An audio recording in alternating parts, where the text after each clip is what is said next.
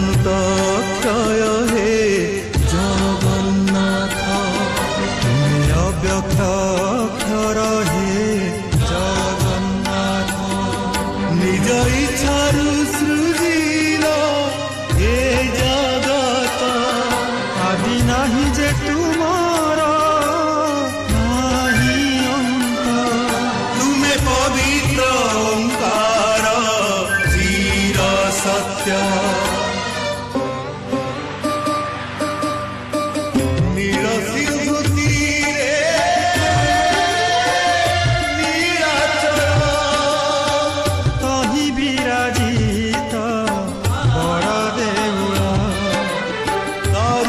ব্রহ্মরূপে হে বিশ্বপালন।